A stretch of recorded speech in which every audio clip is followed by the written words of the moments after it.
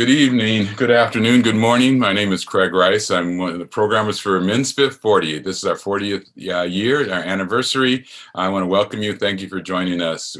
Today we have a film that I found fascinating. It's called The Devil's Pie. So thank you for joining us. We're going to have a Q&A. We're going to begin. If you have questions, you can enter them into the chat function, and we will try to get to those. We have a series of things, but I really want to welcome our guests in this panel. I will start with Alan Leeds. I want to thank Alan Leeds for being part of this. Alan Leeds is been a music executive for I think perhaps his entire life, but he's also a writer, written several texts. He's also writing a book right now on James Brown, and I think that this is going to be an interesting thing because he goes back to early James Brown years all the way through kind of into the later years.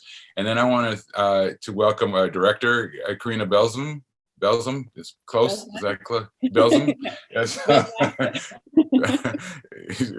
And she is the director of this film, a filmmaker by training, and she's with us from Amsterdam, which will probably be the new America. So we are looking forward to having a conversation about this film.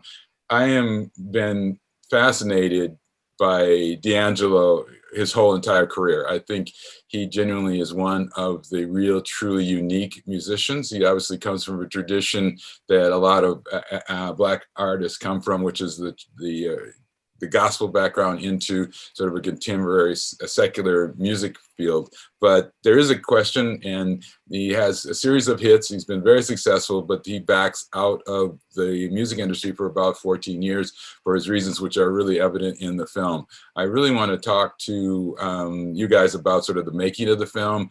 I mean, for you, Karen, what would possess you half a world away to tackle a film on an artist that obviously has issues or has stepped away from the public to try to even attempt to do this movie?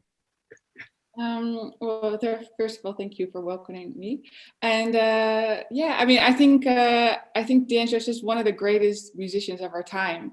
And I think, you know, he's just a beautiful instrument and a beautiful person. But as an instrument, as a musician, I just thought he's incredibly good. And I thought, if you're so talented, why would you be so self-destructive? At least it seemed like that from before meeting him. And then, you know, it kind of started that I listened to him, you know, when Voodoo came out and everything. And then, of course, it was quiet for so long. But then I was hanging out with someone a lot, my boyfriend at the time, who was kind of discovering at the moment. So then I was like, oh, what happened to him? And I started researching, and I found out, you know, that he wasn't performing anymore. And I was in New York, and I thought maybe I can find him in some like jazz club somewhere, but he really kind of disappeared. And then he suddenly in 2012 reemerged, and he did a series of concerts here. And I had written this letter already because I already had the idea. And you know, he's such a pure musician. And yeah, that was really why I wanted to do it. It felt right. In the letter was a letter to request to make this film, or a letter to him? Okay. It was a letter to him, yeah. And then I not to that one, but then like I didn't find the right, because I didn't know anyone. Like I never met Alan or anyone. So then I saw like he said something to the background singer. So I thought, okay, they're like probably hanging out. And then I found her email online, so I sent that email to her. And then a month later, I got a response saying, like, you know, D'Angelo really likes your perspective. He feels like you get it, and he'll be in contact with you shortly. Which, of course, in D'Angelo time is like 5 months. But then, like one day, like, you know, it was actually midnight here. My phone rang, and it was D'Angelo, and he was like, "Hey, you know, let's do this." And I was like, "Okay, great." And then he also put Alan on the phone. And you guys were in Las Vegas at the time, and Alan probably was like, what is this? Like, who is this? And then, yeah, I actually kind of said, I don't know if I ever told you, Alan, but I was like, yeah, I'm in New York. I can meet with, you know, Kevin and Josh, like the team. And they said, yeah, okay, well, we'll call you back. And it would be like a half an hour. Call me back in an hour, call me back in half an hour. And then at 1 a.m. they said, okay, I'll meet you tomorrow at 2. No, it was 4. And I was like, all right, but I was still in Amsterdam, so I had to like catch the first flight out. And I landed, because I was like, I'm not going to let the opportunity go. And I landed at like 2, and at 4, I was at Kevin Lyles' doorstep. Yeah, That's great. kind of No, that's a good. Then there was a lot of waiting, of course. Yeah. Yeah. But that's part of the documentary process too. Do you have a background in documentary filmmaking? Is that your background? Yeah. I graduated film school, and I've been ever since I graduated, I've just been making films like back to back. That's great. That's great. But this was the longest, biggest project. Definitely. How long did this take you? 7 years. How many years? 7. 7 years? It was 7 years. Yeah, that's good. But it's seen in the film. And again, for those who've not seen it, I really encourage you to see this during the MSPIFF, presentation. Do you have plans for this film after this, or is this primarily right now? Well, now it's doing like the festival circuit, and it'd be great to. Okay. We're just seeing what the options are. Yeah, I've actually, a series of questions have come in about streaming and can they buy it, and so you obviously have a film that actually people want to see beyond what we're doing here, which I think is encouraging. I think these people just have to stay tuned for this. The festival circuit will probably be done sometime by the beginning of fall, and then you'll be able to sort out where you want to take it from there. Yeah, we also have an Instagram page called at Devil's Pie D'Angelo. So whenever we have any sort of news, we'll put it on there. So you can definitely keep in check. I mean, the film premiered at Tribeca, and the response to the movie has been very overwhelming. And I still get emails like weekly, sometimes daily, from people wanting to see it, wanting to watch it again. Like, there's so much love. So I'm really appreciative of that. Yeah, that's great. That's great. I mean, I think it's a sensational film, and I'd seen some talk about it, but Alan Leeds is family to me. I ain't gonna lie. This is purely, family. I mean, this is nepotism. It's anything Alan's involved in, and it's something that I tap into right away. And Alan, you have a very interesting relationship with D'Angelo, and can you explain kind of? I mean, because it's like there's a team of people that work with him, and maybe that's what is needed. So. Yeah, it's for sure that's what it's needed. But I met D'Angelo in 2000, and he hired me to tour manage his Voodoo tour. And I came into the camp just as he was finishing that record. Had been a longtime fan, of course, because he's D'Angelo. And just to cut a long story short, I was one of his co-managers, part of his management team up until, well, off and on, but mostly on up until I retired in 2018. So just to be clear, I do not currently represent him. But, he kind of became like a son. I mean, there's 2 people there. There's Michael Archer and there's D'Angelo. And I think part of the film's success is explaining that dynamic and the role it plays in the way he manages his life in terms of his career. Michael Archer is a regular guy. He's the most regular guy in the world. He's the guy who says to Carine when we're in Amsterdam on tour, take me to your house and meet your parents, and ends up sitting at a piano jamming with her father, who is a longtime respected elite level symphony musician in Holland. He's that kind of guy. So he called me and he said, I'm going to send you a disc of a film that a Dutch woman made about a symphony musician. And he sent me the film. We had both watched it. We're extremely impressed. This was Carine's project before she started chasing D'Angelo down. We loved the film, and he immediately jumped ahead to, okay, we're going to do a doc. She's going to do it. She's going to follow us around for a year, and it's going to be great, and so on and so on. And to be honest, and I'm not sure Carine even knows this, Kevin Lyles, my partner, and I were actually against the project from the beginning. And that wasn't any reflection on Carine. We were going to put her information in our back pocket and keep it.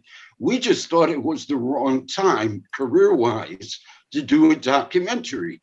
Dee was beginning to get a little older and reach that stage where he's considered to be an established artist. And that's a delicate phase because the risk there is that you're no longer relevant. And at D'Angelo, that's not relevant. Well, that's an oxymoron. I mean, he just is always relevant because that's who he is. He stays abreast of politics. I mean, you wonder why he's away from the music scene for 10 years at a time. It's because you can't get him off of MSNBC, to make a record. So we were against the timing of it.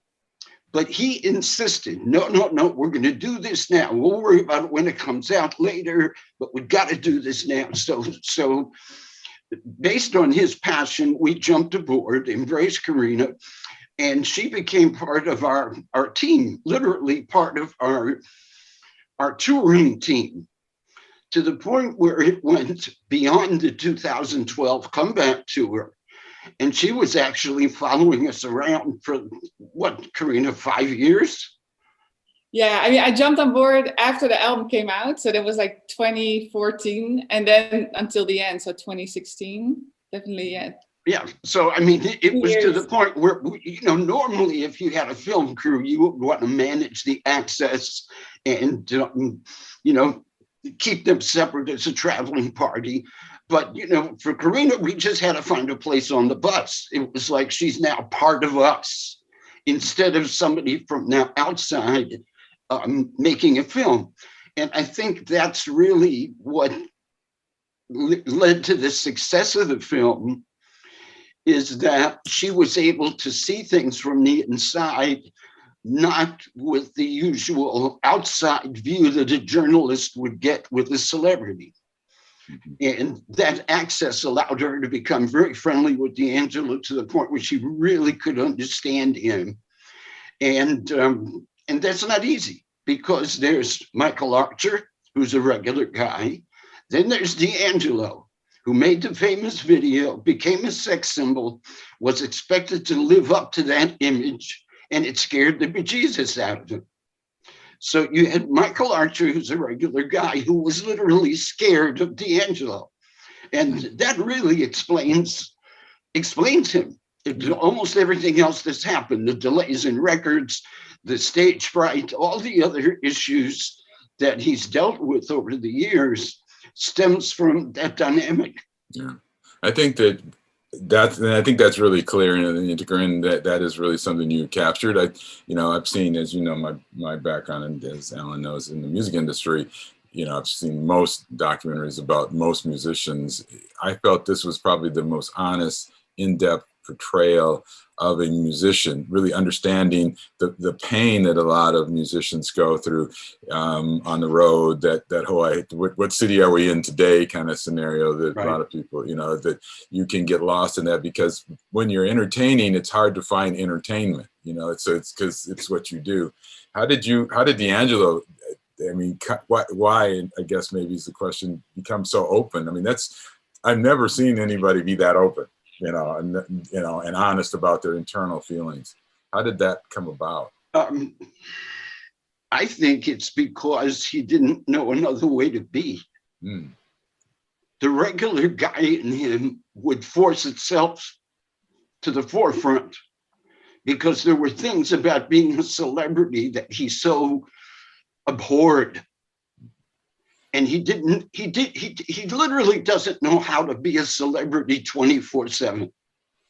It's not easy for him to turn that on and off the way, say, a Prince or a Michael Jackson, who are totally comfortable with that branding and imagery and don't mind having to look in the mirror 24/7 to be sure that I have the right colored tie on today. D'Angelo's not that guy. So the real him just comes out. He can't help it. And I must admit that at the beginning of the project, I was a little leery because I was not really expecting him to be that open and revealing. But as he became comfortable with Carine, it got to the point where, except when she was physically in the way, We didn't notice her. I mean, none of us, maybe there were a couple of guys in the band because of their own attitudes, but the bulk of us didn't worry. And Craig, you've been part of this with Prince and other entertainers that you've represented, where when you have media around, you have a radar. You have a 24/7 radar. Okay, don't say this, don't do this. That wasn't the case. All of us just became, just behaved as if as if she wasn't there. And I know that's a cliche, but it really was true in this sense. And it had to do with everybody's comfort with her, knowing that she had his best interests at heart. And she was really trying to find the answers to some of the things that those of us closest to him were trying to find the same answers to. So we were like, go, girl. It's part of therapy. You're helping us learn what we're dealing with here. So did you feel that, Carine, when you were doing this?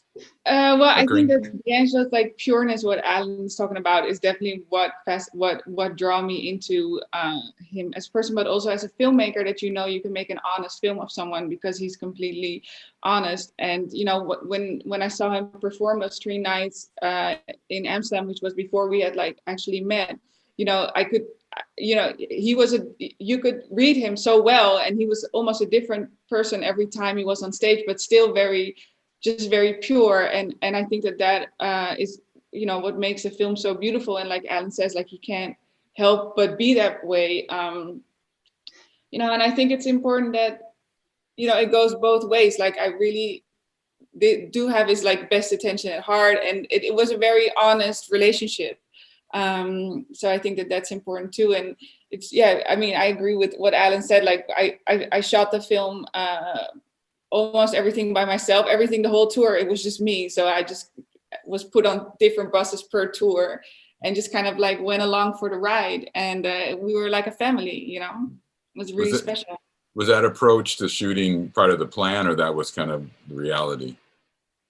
What do you mean? Was that part of the plan? Was that part of your plan? Every director has a plan when they approach a project, right? So was that your directorial plan to just be just me on a bus with not a crew sound? Yeah, because he's very shy, and because they also, it wouldn't even been able to financially to do that, but also it just with D'Angelo, you're just always kind of on call. So any moment, suddenly it starts, and suddenly I for example, I said, I would really love to film you when you're in the studio, the scene at the end in the TP. And then, and now I was mostly in New York, but I would go home. I was home at that time. And then he'll call me like, hey man, yeah, I'm going into studio tomorrow. So you just get on a plane and you do that. You just kind of go along for the ride. And it's the, it's the only thing you do. And it's all really worth it. Yeah, no, it definitely captured that. And I mean, also from a cinematographic standpoint, you did a great job in the shooting aspect of it too. So you have obviously have the eye to capture the things you need to capture. In the process of making this film, was there a level in the post-production, in the editing, that you were trying to decide where the story is? Because it's a documentary. So a documentary, unlike a fiction narrative film, where you basically have the script and kind of where it's going to go, in a doc, you got to sort of find the drama in all this footage. And I don't know how much you shot, but it might have been a lot. How did you go through that process?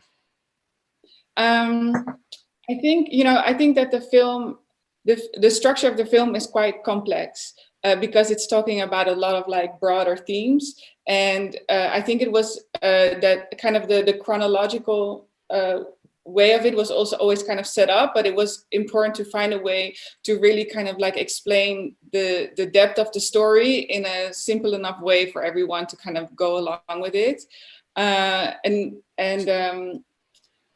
I mean, it's a great scene when you shoot it. So you kind of have these in your pocket, and like the Twitter scene, I think it's very beautiful with Alan also in it. And also, the premise for the film was also kind of like, how do you carry your own talent? And so you find scenes that talk about that. And but on the other hand, yes, there was a lot of footage, but tour life is also every day the same. And D'Angelo is someone who like really is someone who, what's the word? sorry, it's just like he likes his rituals. He has every day is the same ritual. So you can kind of pick like, okay, this is the best prayer from this day, and this is the best, you know, going on tour from the, going on stage from this day. So you also quickly figure out where to stand and where to capture it. But you know, the longest process was just to find the balance and to maybe also find more like the ending, because you know, I feel like the film, it's really a moment in time, and you kind of basically finish where you started, and it's just a cycle, you know, of life. And yeah, I don't know if that was a clear answer. Yeah, no, it was a clear answer. How many hours of footage did you shoot? People always ask me that, but you know, I didn't count because I Okay. might be shot. Well, So, I can that. tell you, I filmed. I was there for 54 shows. So every show was about like 2 hours. So that's already a lot. And then around it, yeah, it was a lot. I mean, did you shoot the whole shows? The entire shows? Well, it was just me, so not all the songs. Of course. It was just me. So when you watch the film and it has different angles, that's like different days. And then Kilo was doing the sound, so I couldn't. Sometimes, you know, some days the recording was better than other days, so you never knew. So I just didn't want to take a chance, and I was there anyway. I'm not shooting on film, you know, but and it's also like you never, and then, you know, then you shoot so much. But I remember one time we were somewhere where it was like really small and it was an extremely hot show. I think it was like right before London, when we went to like, I don't remember what it was, but somewhere in England, and it was extremely warm, and he kind of jumped off the stage and he ran behind and he came back and he ran over the piano, jumped on the piano and then jumped on the stage. And then I missed that. So it's good to always, it's good to always film, because when you for one moment turn it off, you miss something great, you know. Yeah. I'll tell you, I've been doing this now for 10 years during film festivals. People like to know how many hours so just keep track of that. Just let people. Yeah, I don't know why. I don't know why they want to know, what they do. They like to hear how many hours of footage. You know, it's like climbing. It's gotta be hundreds. Yeah, it's gotta be. Yeah. I mean, you can kind of, something like that. But I would shoot mostly around the concert, so there's not that much else. Like, let's say 200. I don't know, 300, 250. It's 350. 350. Right. All right. So in your making of the film, you know, there's decisions that have to be made on how personal you want to be with the artist. Was there some type of an approach that you had? And Alan, you may talk about this too, because again, to Alan's point, there's the personal life, and then there's the entertainment life. And it sounds like D'Angelo has a real distinctive line in there, but there's one scene in him in the car, and he's talking about that, and it's not like he doesn't sound somewhat depressed, but he's trying to make a challenge in his mind about being unhappy. Was that something you were debating leaving in the film, or made him vulnerable? Made I think him feel vulnerable to the audience. Do you remember the scene that I'm talking about? You mean where he says like, "What feeds your soul?" at the end of the day? Well, I think, you know, I think that's a very real question. I don't think that I wouldn't call it like a. Yeah, I think it's more like a existential question, or you know, like you give out so much, so how, and I think, you know, I remember Alan telling me this, like from him touring with Prince and James Brown, they were like, you know, they were getting fed off, you know, they were the audiences would feed them, you know, and they couldn't get enough shows because that's what got them going. But for D'Angelo, it was something that really, you know, he's very introverted, and it's something that like he loves doing. He loves the audience, but it also takes out a lot of him at the end. So he is just figuring out how to find balance, you know. And if you have, you know, that much talent, that much power, that much gift, and you put it out, I really understand that you question yourself, like, how do I find balance? I think that's what he's looking for a lot, to find a balance between these two lives, you know. Alan, what do you? Yeah, so Alan, what do you think? Because I mean, as somebody who manages a career, some of those things can be pretty dicey, putting that out into the public. Yeah, except with D'Angelo, because of the fact that he was off the scene for such long periods of time, the attitude in our camp was pretty much like any attention is good, because people forget. You know, if you have a Prince who's making an album every 6 months or something, you don't have to worry about exposure. Right. You worry about the wrong exposure. Yeah. But when you have somebody who's hiding out at home for 10 years, you want people to remember him. And it gets to the point where it's like, what's the old saying? Any news is good news, just spell the name right. Mm-hmm. So that was a little bit of our attitude. But to Carina's point, I think the magic of the film is that it doesn't hit you over the head with a position. The film doesn't preach. The film just says, here's what is, draw your own conclusions. And that's a tremendous respect for the viewer. Whereas, you know, a more typical film feels it has to have a beginning, a middle, and an end. You have to resolve certain issues. You have to answer questions. At the end, you have to arrest the bad guy, celebrate the good guy. But that's not what this is. And the honesty and the beauty of it is that it really lets the viewer make up your own mind. There were times when we would see early edits of the film when it was in progress, and Kevin Laws and I would see it and talk to Carine, and I would always say, no, you gotta be more obvious. People aren't going to get this, and particularly the scene where when Pookie, the keyboard player, disappears suddenly after a sound check and it's showtime, and he's missing in action. And instead of being angry, it very quickly turns to fear that something must have happened to the poor guy, so on. And I kept saying to Carine, no, we got to make it more obvious. We got to make it more obvious. People aren't going to understand it. But she was right. Let people figure it out. And I think that is something that was appropriate for somebody like D'Angelo, because, again, to her point, whereas a Prince, a James Brown, a Michael Jackson, they totally, most of the entertainers, Craig, you and I have worked for over the years, feed off the audience. There's an ego, there's a need for that approval. Mm-hmm. D'Angelo doesn't have that. Yeah. He loves as Carine said, he loves the audience. He loves the feedback. He loves that they appreciate his music. That means everything to him. But he's scared of the power that an artist has. When you go to a festival, like we once did, and there's 50,000 kids out there, and D'Angelo's at the front of the stage doing this, and 50,000 people are doing it back. Now, to us in the business, we're like, oh man, this is dope. Look at this. This is rocking. Yeah, right, That's what we're in it for, to witness that kind of vibe, right? Mm-hmm. And he comes off stage and he's like, man, did you see that? I said, yeah.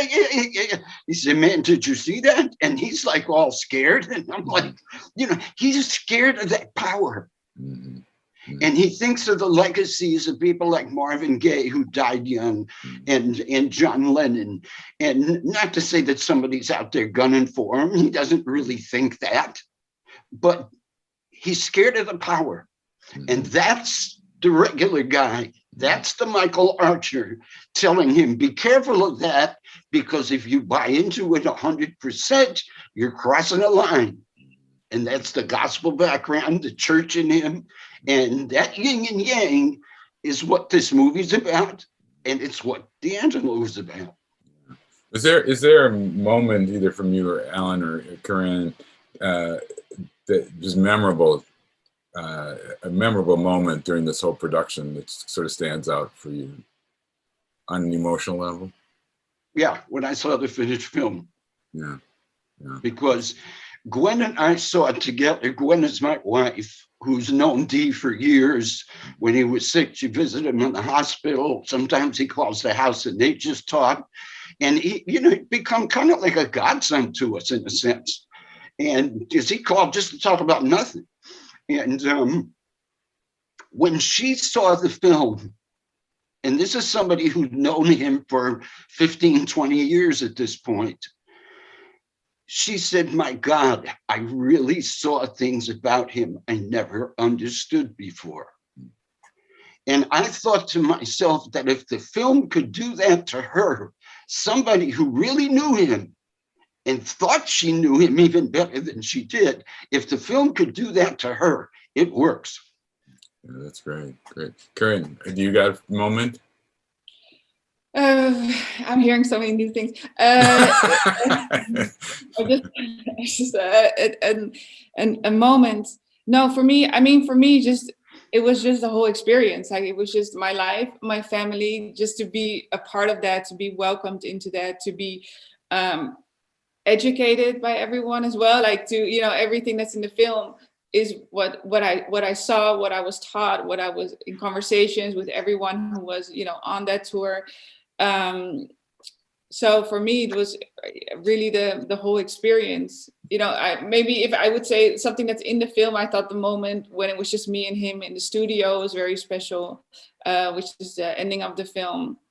But it was just the whole thing. And also from, you know, from the start, when I started filming, finally, you know, because first I was like, okay, wait till the album came out, and then he was at Afropunk, and then I finally met him after 2 years, but I would call him like every so many months and be like, hey, and he was like, hello, do you still want it? Yeah. So like I had his number so I could check in and hold on to it. And then he was like, oh, you know, why didn't you film this? And that's how we started. But then from the beginning, this was just something that me and him were doing, you know, and that made the whole experience so special because that connection was there right away. It wasn't like, you know, months of like trying to get to know him, right? He was just so welcoming, and the group, you know, was also welcoming. But just to even be able to do that was the whole experience, was just incredible. I'm so grateful for that. Yeah, so it's kind of the whole situation was kind of the moment for you, you know. I mean, you Yeah, come I mean, from there's so much in the film. So the film is one thing, and then also like it was also my life. So that for me, you know, is also a whole other experience, and it was so important. So I would have to pick that, just because whatever I thought was important, I put in the film in a way. Like all that part I put in the story of the film. Mm-hmm. Yeah, I mean, Craig, we turned her out. Yeah, right. I was going to say, it's like we turned her into a rock and roll road rat. Yeah, right, exactly. I was going to. This is exactly what I was going to say, because, you know, I mean, I've been in more tour buses than I would care if I never step in another tour bus or another bunk in a tour bus again in life. For you, that had to be an experience, Carine, I mean, this is a world that's a certain group of people know really well. For you, it's like another world. So she got used to it real quick. Good, very cool. Yeah. Well, my parents are both classical musicians, so touring, like going on tour or something, or just like everyone is playing music around you, that was very normal for me in a way.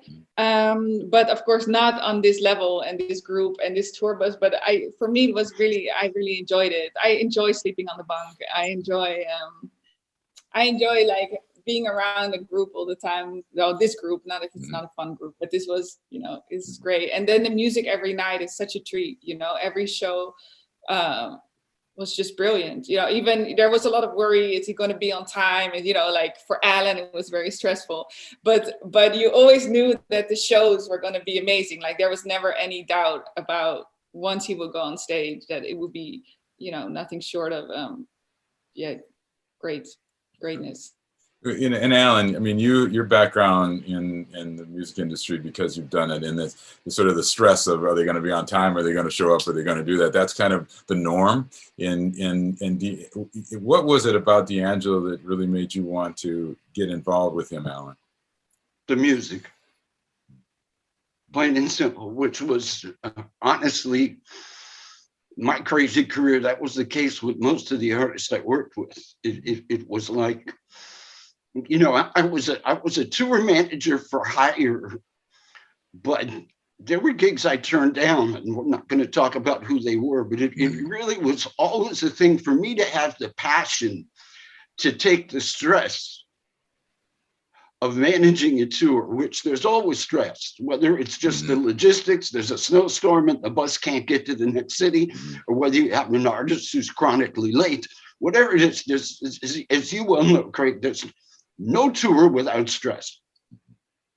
And I learned from James Brown, so it's like if you can handle that, you can handle anything. So, Right. so I was, I was good with that, with managing the stress. But for me to do that, to get it up to do that, I had to be proud of the product we were putting on stage.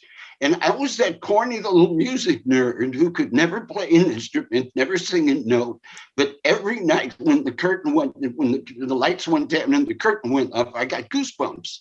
And it was that way with Brown, and it was that way with Prince. And I rediscovered that feeling with D'Angelo. Because as Carine said, every show was an adventure. Every show was like amazing one way or another. The level of musicianship on the stage, and enough can't be said about his band and his ability as a band leader. The quality of the musicianship was just on another level. I don't think there had ever been a quote R&B tour with this high a level of musicianship. Yeah. And there's great musicians. I don't want to argue with Prince fans or James Brown fans. Amazing musicians in all those bands. But this was a band where D'Angelo shared the glory. And he encouraged it. It was more of a jazz mentality, even though it was a set list every night that was predictable. There was the jazz mentality that, like, if you want to do a little something different on your own, cool, just make sure it's dope. So the musicians had a spirit on stage. These guys couldn't wait to do the shows. And that was what made it all worthwhile to me. It's like, okay, he's going to stress me out. He missed a plane. We got to argue with the festival, argue with the promoters. There were some scenes that Carine ended up cutting out, which I was glad she did, of me arguing with promoters who were trying to get us to do this and do that and how to stall time because he had missed a plane. And, I can't tell you how many times we had to spontaneously at 5 or 6 o'clock in the evening arrange an unexpected charter flight from somewhere where he was stranded because he missed the last commercial flight. And, it was that kind of stuff. Yeah. But it was all worthwhile because we all couldn't wait to see the show. Yeah. And it was like, okay, I got to do this so we can have a show. Yeah. Now, there was a situation, and it was in, God, I think it was Chicago, where he had been in Las Vegas, missed the flight, and we were desperately trying to find a pilot and a plane that could bring him from Vegas to Chicago in time to get on stage. And, I was going berserk, and the promoter was going berserk, and we were on tour with Mary J. Blige, who was the headliner, and they were going berserk. And that was the kind of stuff that we just kind of got used to. But after the show, he said to me, "Well, we got away with that one," and I'm like, "Okay." Let me tell you how much you're getting paid for the gig tonight. And let me tell you what our daily expenses are. And let me tell you what that damn plane costs to get you here. We didn't get away with anything tonight. We lost money, okay? Yeah. But and he just looked at me and shrugged, just like, okay, well, that's what today is. Tomorrow will be a better day, And his famous words were like, "Hey, Pops," he used to call me Pops. "Pops, don't worry about it. Pops, just don't worry about it. It'll be okay. It'll be okay." Then he'd chill me out, and then we'd go on to the next. And the next day at 6 o'clock, I'd be looking for him, and he's not there. Right. He's back in the hotel getting his hair done, and I'm like, yeah. But that's kind of people will never, you and I have been in it most of our lives, but we'll never understand some of that action in their brain. It's like you don't just miss a plane. I mean, that's how do you miss not one, but 3 planes? Yeah, because you book him on the 10 a.m. flight, knowing he's going to miss it. You back it up. You got him. You've got him booked on like 4 flights that day. Yeah, and you miss all 4. Yeah, you know, it's just one thing about the thing, and the question I was going to talk about that I think you touched on, Alan, was the musicianship. I mean, most of the music, they were a band, but they were a band of individually significant musicians that have their own sets of skills, have played jazz to rock to R&B. I mean, Jesse, who I love, as you know, and then Questlove, and then I forgot the bass player's name, but I know who he is. And and so you have these people. These are like, in their own right, are incredible musicians. And so to put them into a band and to work the way you see him work in the film, Carine, you do a great job of sort of capturing that creative musician approach to playing together, not just a band that has rehearsed, but a real creative process in playing. And I think maybe that's, D'Angelo loves that. You call the jazz, that kind of real improvisational process of just sort of feeling it, getting into the groove. It's really captured in the film. And and he encourages that, and the reason he can hold on to musicians of that caliber, because you and I would know, Craig, there are occasions where people put all-star bands together and it doesn't work because there's just too many egos. But with D'Angelo, it's like they have all these individual talents and resumes and experiences, but they're completely dedicated to his mission, his musical mission, because of the respect they have for his musicianship. So it does stem from him, but he's secure enough to allow them to push and stretch boundaries. Whereas even a Prince very seldom let his musicians dictate anything. Everything that happened on that stage came from him. Now, it was wonderful because he was brilliant, but it wasn't like Sheila could say, hey, I'm going to play this differently tomorrow. But with D, it was like if Chris Dave wanted to play something differently, it would be like, okay, let's see how that works. I think that's really beauty. Carine, did you know that aspect when you got into recording with him or shooting him? I'm sorry. You mean the aspect of the musicianship? Yeah, because what Alan and I are talking about is a real specific situation that's different than getting great musicians and then rehearsing them to a point where this is what they do, as opposed to what D'Angelo does, is he really creates this incredible ability for that musicians really, really love, really talented, creative musicians really love that, and they very seldom ever get a chance to do that. Well, I think he was also, what really struck me is what a great musical director he is, like how he really is motivating the band, like Alan is saying that. And he also, and D'Angelo is also all about like that the vibe has to be right. And creating that vibe and that atmosphere, that was for him very important. And also the people that he picked, he, on the one hand, he doesn't go like, okay, who are the hottest people? But he's really picking the people that are exceptionally talented and putting a band together, of people that are also, most of them heavily come from the church and all understand the whole vibe. So the whole process of the rehearsal and of the concerts, it was so organic. And for me personally, walking into the first rehearsal was kind of like, one of those Mary Poppins paintings when they jump into it and suddenly it's the whole world. Like it was funny that the world that the music that you hear is suddenly such a tangible world, and that vibe and the atmosphere and the musicianship between each other on during the rehearsal and on the tour was always very pure, and it was always so much about the music, and everyone kind of left their egos at the door, and that's something that he created. And as a musical director, everyone was so much listening to each other. They would like play song, they would just kind of like jam a little bit to get into the mood, and that was a big thing, and I think that was very impressive how he led that band and how he always kept that spirit going. Coming from a musical family, did any of this, growing up in a musical family, I should say, or their profession is that, did that help to prepare you for this kind of environment? Yeah, I mean, for me, it just felt very organic. Like it felt very natural to be there. And I think also, I always, from what Alan is saying, that they didn't really notice me. I think when I was a kid, I would come to the shows, but I always learned how to not ask for attention at those moments. So from early on, I knew really well how to kind of like go along with that vibe and not, that wasn't my set. They were rehearsing and I was just kind of like there trying to capture some things without bothering them too much. So I think I just kind of like continued what I learned as a kid to just, stay quiet and do what you need to do and don't distract from the music, because that's always going to be the most important thing, and rightfully so. I think it's, the highest art form.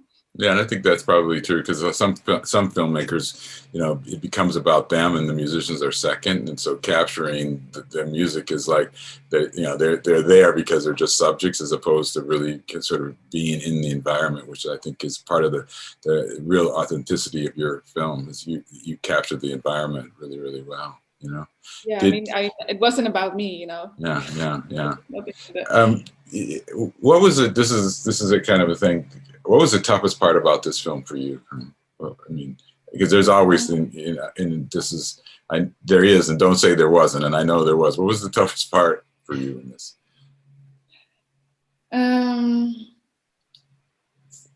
I mean, sometimes it was hard that you were not in control of your own time. So there were times that I was like, just wait, like I need to do one interview and it can take one took like a year or something. So just like, and then you're always thinking it's going to be like in 3 weeks. So it was that. And of course, like, you have the whole artistic process, and then you have a whole other process around it. And that can, you're so much in the creative process. So sometimes it's hard to kind of switch between the worlds.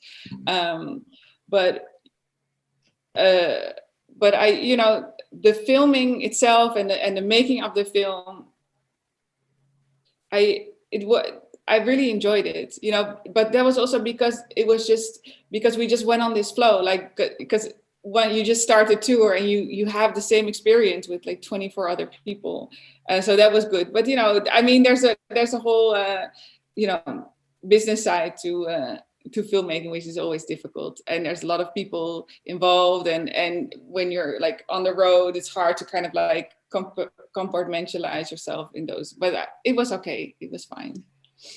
I mean, again, the whole business of producing the movie and getting the rights and all that stuff together, I know was a difficult scenario, but it, you got the film together, which is great. You got it, and I think it's an inspirational, honest, open film. I think that's really there for you too, and hopefully as this project moves forward, and you get some more festival releases and things like that, I really hope that you get some kind of external exposure, either through streaming or even theatrical. I think this is the kind of film that people need to see in the theater, in my opinion.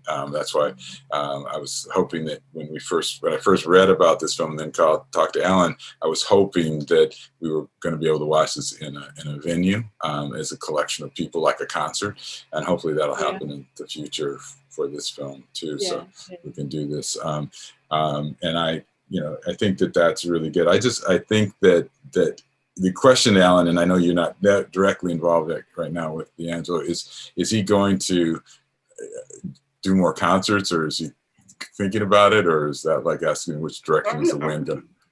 I'm sure he'll pop out at some point. He's always working on music. Mm-hmm. I know he spent some time in the studio during the pandemic. And, music is never that far away from him. He's always thinking music, and it just comes out of him. It's who he is. He's a musician. As far as performances, I have no idea. It'll surprise me like it'll surprise everybody else when it happens. But at some point, it'll happen. It took us how many years between Voodoo and Black Messiah? Good grief, 14? 14. Yeah, I mean, as he says in the film, who does that? Even he knows that that's not what you do. Exactly. It's almost like he's proud of it, like it's an accomplishment. Like, damn, you should have waited for 15. Yeah, right. Exactly. But, I don't think it'll be 14 again, but might be 10, whoever knows. Because his attitude toward recording is the direct opposite of his attitude toward the stage. Not to say he doesn't improvise and allow other musicians to contribute to the recordings. Of course he does. But he's such a perfectionist. And he's so leery of the industry and how things are marketed and how things are promoted and how that reflects on the brand of D'Angelo. Because that's not a Michael Archer function. That's a D'Angelo function. So it I don't want to say intimidates him. He just finds the whole business so distasteful that he just hates being part of that machinery. And I think it inhibits his ability to finish a record.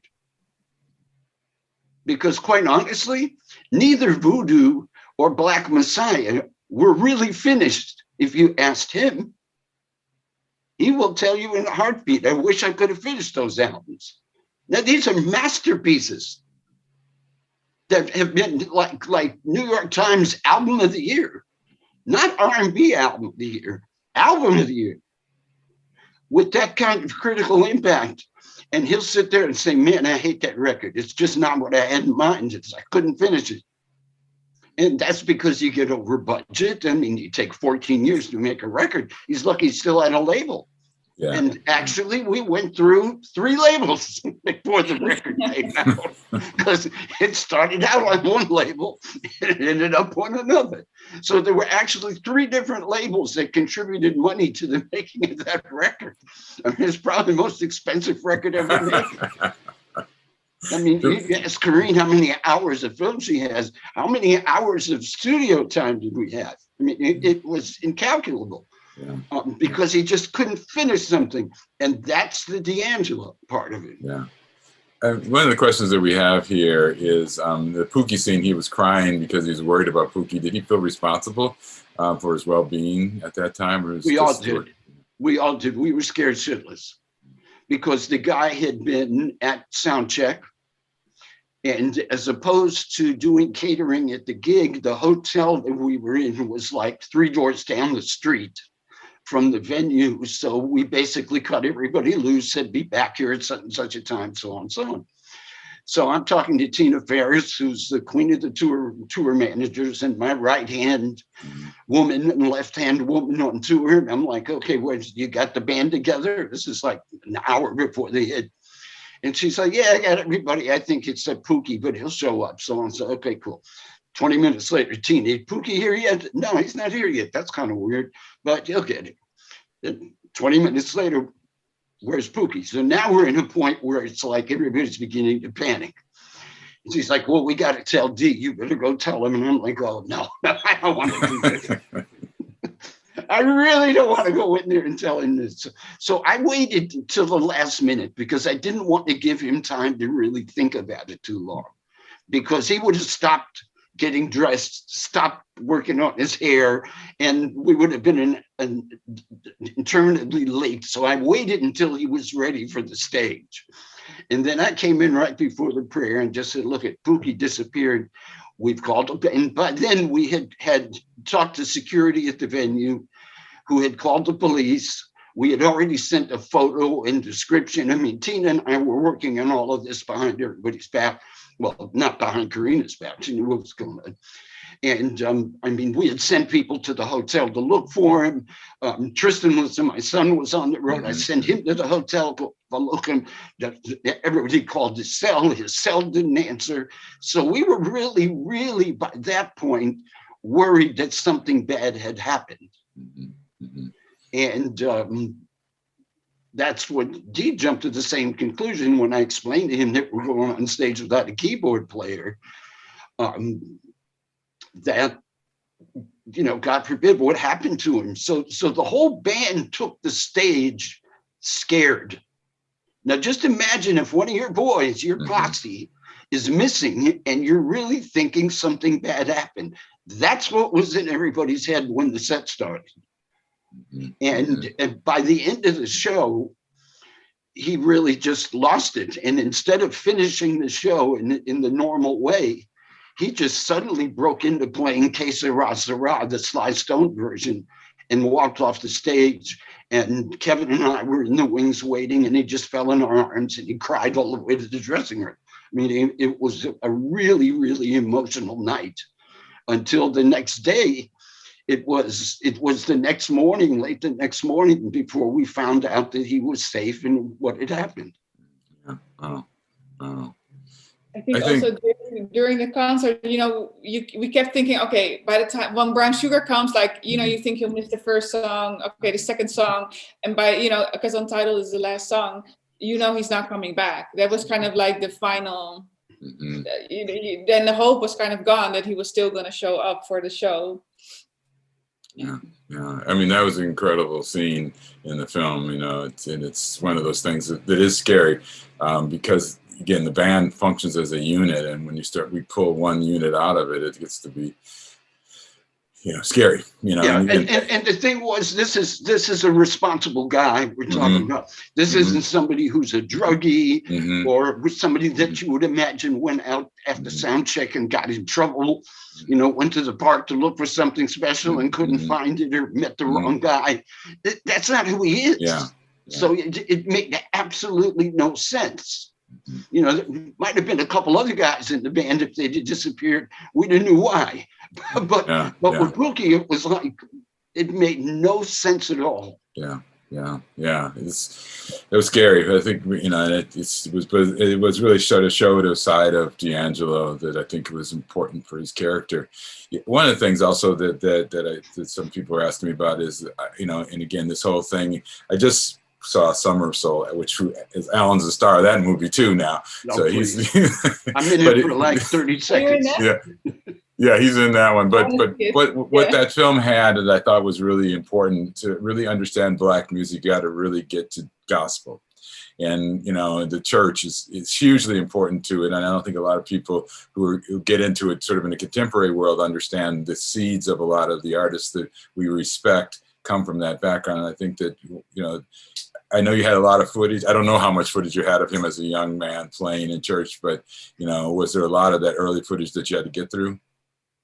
Yeah, well, actually, so one of the reasons with Pookie why I put that also in is that because, Pookie, there was also kind of the same struggle that Dee had, and also to show that this is not just D'Angelo's struggle, but this is actually like a struggle for a lot of people who came out of church learning music and feel really conflicted about, standing on stage and performing outside of the church. So for the footage of D'Angelo himself, it was like two tapes, I think. It was his cousin Lisa, and I met his brothers backstage, and I asked D'Angelo if we could like be in contact, and then he said yes. So I went back to Richmond and I went to her, and she showed me, it was his appreciation and some things from him at the Apollo. And but that was a little bit harder. No, it was like a talent show, wasn't the Apollo. But it was a little bit harder to see, but the appreciation was so incredibly, precious. And then she asked D'Angelo if it was okay for us to use it, and he saw it, he watched it, and then he okayed it. And it wasn't like hours and hours and hours, but it was, I saw it, and it was really finding like some sort of jewel. It was just, so on point also for the story I was telling. It was beautiful. That's good. Somebody just submitted a question to me that I thought was really interesting, is that there's a scene in the movie, there's things that he said he wasn't ready to speak about, and they're asking if you knew what they were, and then is there a part 2 to this documentary that would have those issues in there? Yeah. You got another 7 years in your life that you spend on it. I don't know. I mean, I think for the film, I think like Alan says in the beginning, like the question is like, it's not about if someone does drugs or something, but the reason is more why. And so maybe there are things that Dee said he didn't want to talk about, and that those can be incidents, in his past or things like that. I think, I want to be respectful of how much he wants to give. you know, pushing won't help anyway. But I think also the film is so thematic, like above that, that you kind of can fill it in with what the film is about. And maybe you don't know exactly, oh, okay, there was this one time that this and this happens, but you do understand how layered kind of the struggle is. So, you know, I think I'm not sure, you know, I think it would just be like personal anecdotes about things that had happened, and I wanted to respect his boundaries in that. Yeah. That makes, I mean, you have to. I mean, I think the filmmakers establish a personal relationship with their subjects that I think is hard for other people, because that's the difference between what we do as filmmakers and what you did as a filmmaker, as opposed to journalists. You know, you have to become emotionally connected, and so thus your relationship with them has to be somewhat protective too. You know, you can't just like be asking them question after questions and stuff like that. And I think also, you know, D'Angelo is such an enigma, you know, and I think that this is who he is. Like even for Alan or for me, you know, like, or even what Alan was saying about Gwen, like, you know him so well, but there's also a lot that you don't know. So even if you're very close to him, there's always this kind of dynamic of, you know, knowing all his rituals, knowing kind of how he talks, how he walks, how he speaks, but he also still remains a mystery, despite however close you get to him. And that's also what is so fascinating about him. And the film also plays with that, like how much he wants to show of himself and not. And he's like all the time kind of like, you know, holding the reins in that, and that is also a part of who he is, and that's also what you still feel in the film, and what I wanted to, you know, keep going, and also to keep that kind of mystery, also to keep it alive, you know, not suddenly you think, oh yeah, oh that's him. It's more exciting this way, you know. Yeah. Well, you know, Craig, if I could just interject. Sure. Mm-hmm. The scene of him, you know, saying there's certain things I don't want to talk about. I honestly think one of the magical things about the film is I think the film tells you what those things are without hitting you over the head with it, and without, as Carine said, without drawing to specific incidents or occurrences or topics. In general, the film answers that question, at least for me, because it's the mystery we're talking about, the fears. And we all have fears of different kinds, whatever the fears may be. There's psychological fears, or just the fear of getting shot in your driveway, or, you know, whatever your life environment may require you to be fearful of. But he doesn't articulate the fears, and I think that's what he's saying is, there's certain things that I can't just come out and specifically say, but his behavior says it. And I think that's what you see in the film. And if you watch him carefully and you watch his expressions and just you know, follow the dancing dots or whatever, you'll finally come to the conclusion of what those things are.